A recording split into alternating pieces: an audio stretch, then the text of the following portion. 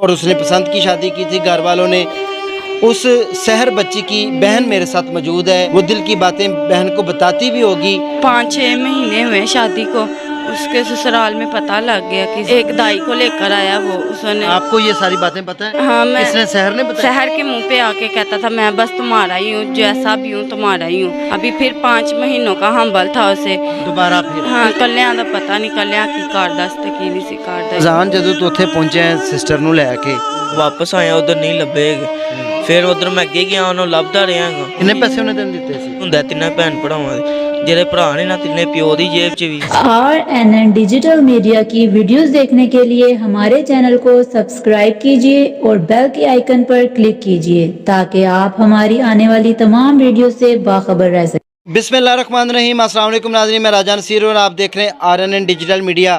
नाज़रीन, जैसा कि इससे पहले वाली वीडियो में मैंने बताया है कि एक नौजवान बच्ची जिसकी शादी हुई थी और उसने पसंद की शादी की थी घर वालों ने, और उसके बाद कुछ ही अरसे के बाद उसको बेदर्दी के साथ जो है वो कल मार दिया जाता है।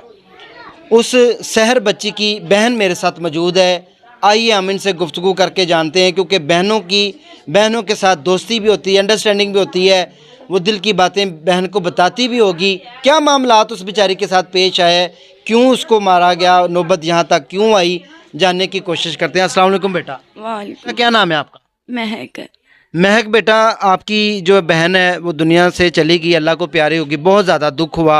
हम आपके दुख में बराबर के शरीक हैं, हम आपकी आवाज़ बनने आए हैं। क्या कहना चाहेंगी? लास्ट आपकी बहन से आपकी क्या बात हुई, कैसे रिश्ता हुआ, आपको क्या बताती थी, कितनी देर हो गई थी शादी को 2 साल हो गए थे और 2 साल में 5-6 महीने हुए शादी को। उसके ससुराल में पता लग गया कि इसने शादी की है। वो धमकियाँ लगाते रहे, तलाक दे दो तलाक दे दो। फिर मेरी बहन ने मुझे बताया कि मुझे हम्बल है और मैं 4 महीने का हम्बल है मुझे। उसके ससुराल उसने अपने मियाँ को बताया और उसके मियाँ ने उसके घर वालों को पता लगा। उसका जो बाप है, उसका ससुराल है मेरी बहन का, उसका ससुर आया, उसने ज़बरदस्ती की है उसके साथ कि तुम बच्चा ज़ाया करवा दो। ससुर ने? हाँ, एक दाई को लेकर आया वो। उसने आपको ये सारी बातें पता है? हाँ, मैं किसने? सहर ने बताई थी? नहीं, मैं आप उधर मौजूद थी? मौजूद थी उधर में। अच्छा। उन्होंने ज़बरदस्ती करके ज़ाया करवाया बाल। फिर धमकियाँ देते रहे, मेरे अब्बू को मार देंगे, ये हम ऐसे कर देंगे वैसे कर देंगे। फिर मेरे अब्बू को कहते हैं हम 5 लाख रुपया देते हैं, तलाक दे दो। मेरी बहन ने कहा मैंने नहीं तलाक लेनी, मैंने इसी तरह इसके साथ ज़िंदगी गुजारनी है। लड़का उसके मुंह पे कहता था मैं तुम्हारा हूँ, अपने माँ बाप के सामने कहता था मैं अपने माँ बाप का हूँ। शहर के मुंह पे आके कहता था मैं बस तुम्हारा ही हूँ, जैसा भी हूँ तुम्हारा ही हूँ।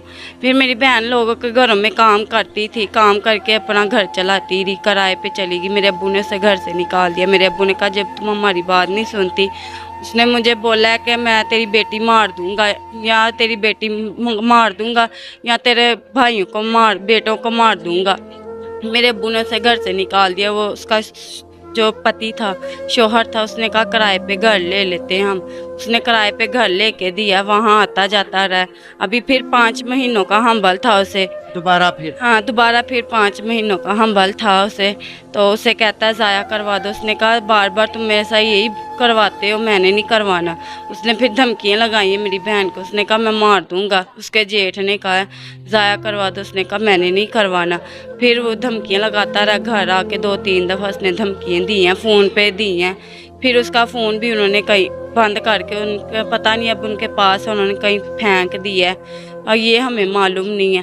फिर यहाँ आई है वो, परसों रात को घर आई है। मैंने दाल बनाई, मुझे कहती मुझे भूख लगी है। मैंने कहा अच्छा।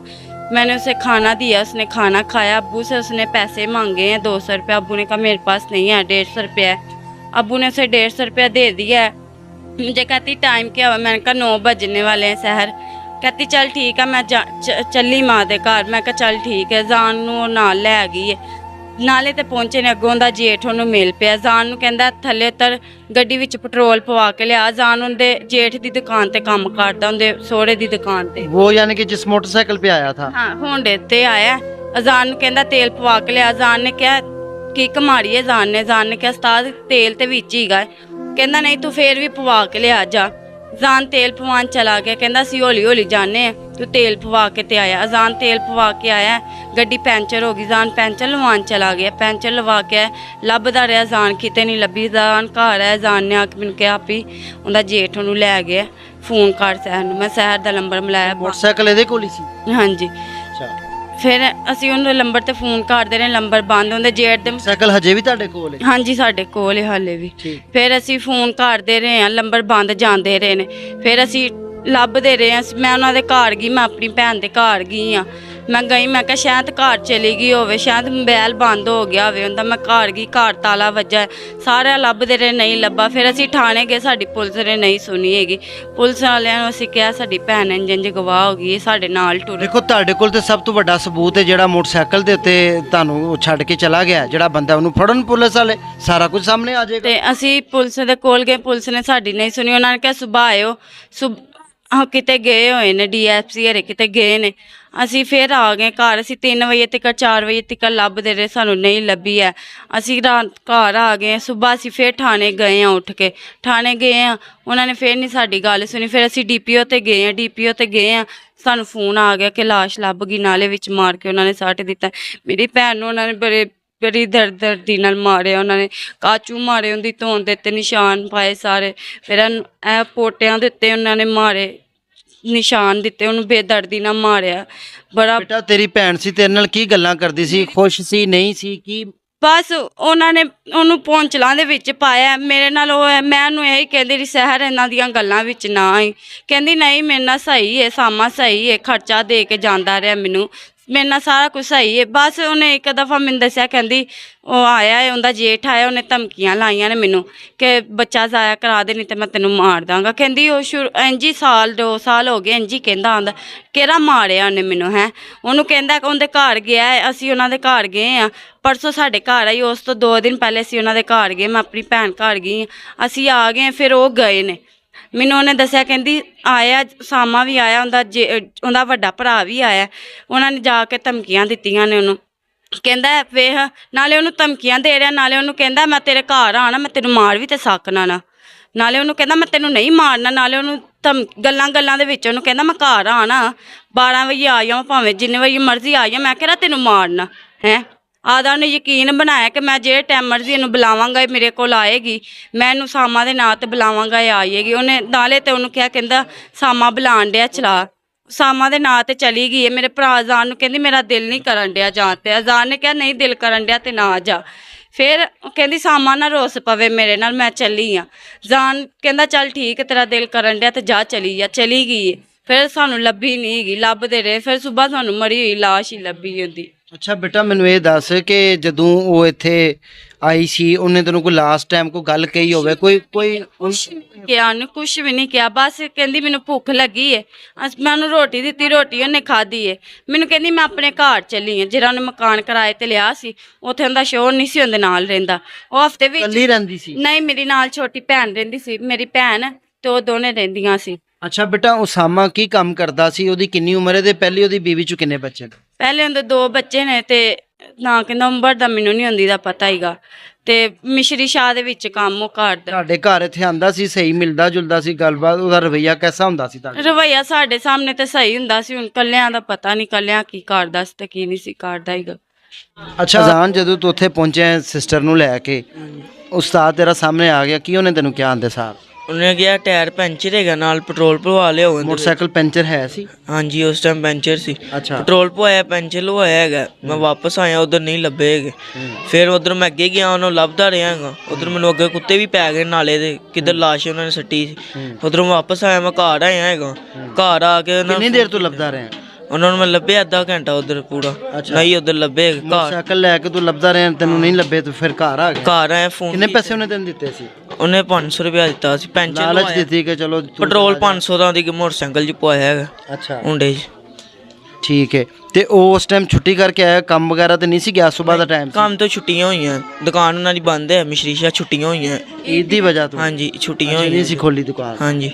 ਅੱਛਾ ਤੇ ਫਿਰ ਉਹਨਾਂ ਨੇ ਤੂੰ ਮੋਟਰਸਾਈਕਲ ਲੈ ਕੇ ਘਰ ਆ ਕੇ ਦੱਸਿਆ? ਫਿਰ ਫੋਨ ਕੀਤਾ, ਫਿਰ ਉਹਨਾਂ ਦਾ ਨੰਬਰ ਬੰਦ ਜਾ ਰਿਹਾ ਸੀ। ਨੰਬਰ ਉਹਨਾਂ ਦਾ ਬੰਦ ਤੂੰ ਸੀ। ਜਦੋਂ ਵੇਖਿਆ ਉਹ ਜਿਹੜਾ ਤੇਰੀ ਸਿਸਟਰ ਦਾ ਜੇਠ ਸੀ, ਉਹਦਾ ਕੋਈ ਰਵੱਈਆ, ਕੋਈ ਉਹਦੇ ਕੋਲ ਕੋਈ ਪਿਸਟਲ, ਕੋਈ ਹੋਰ ਚੀਜ਼ ਐਸੀ ਤੈਨੂੰ ਨਜ਼ਰ ਆਈ ਹੋਵੇ ਜਾਂ ਕੋਈ ਮਸ਼ਕੂਕ ਗੱਲ ਨਜ਼ਰ ਆਈ ਹੋਵੇ ਜਾਂ ਉਹਨੇ ਤੈਨੂੰ ਕੁਝ ਕਿਹਾ? ਉਹਦੀ ਜੇਬ 'ਚ ਆ ਟਾਈਮ ਕਾਚੂ ਹੁੰਦਾ, ਉਧਰ ਵੀ ਦੁਕਾਨ ਤੇ ਵੀ ਹੁੰਦਾ ਸੀ ਨਾ, ਉਧਰ ਕੰਮ ਕਰਦਾ ਜੀ, ਅਕਸਰ ਟਾਈਮ ਦੀ ਜੇਬ 'ਚ ਚਾਕੂ ਹੁੰਦਾ ਸੀ। ਤੂੰ ਦੇਖਿਆ ਉੱਧਰ- ਸੀ? ਹਾਂਜੀ, ਉੱਥੇ ਤੋਲੇ ਭਾਰਦੇ ਨਾ ਮਾਲ ਵਾਲੇ, ਉਹਦੇ ਕੋਲ ਕਾਚੂ ਹੁੰਦਾ ਸੀ ਵੱਡਾ, ਇਸ ਲਈ ਉਹਦੀ ਜੇਬ 'ਚ ਆ ਟਾਈਮ ਕਾਚੂ ਹੁੰਦਾ ਤਿੰਨਾਂ ਭੈਣ ਭਰਾਵਾਂ ਦੇ।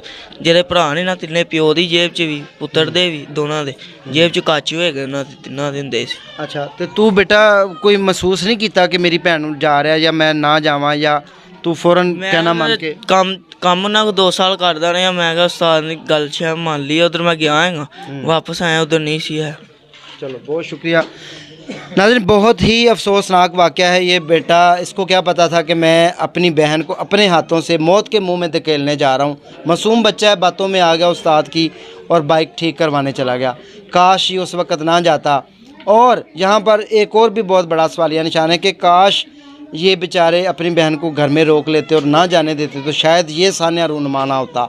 इसलिए बहनों बेटियों की रज़ामंदी ज़रूर देखनी चाहिए, लेकिन उनके साथ जो रवैया ससुराल में हो रहा है उसको भी माँ बाप को भांपना चाहिए। कभी भी बच्चों के साथ ज़बरदस्ती नहीं करनी चाहिए।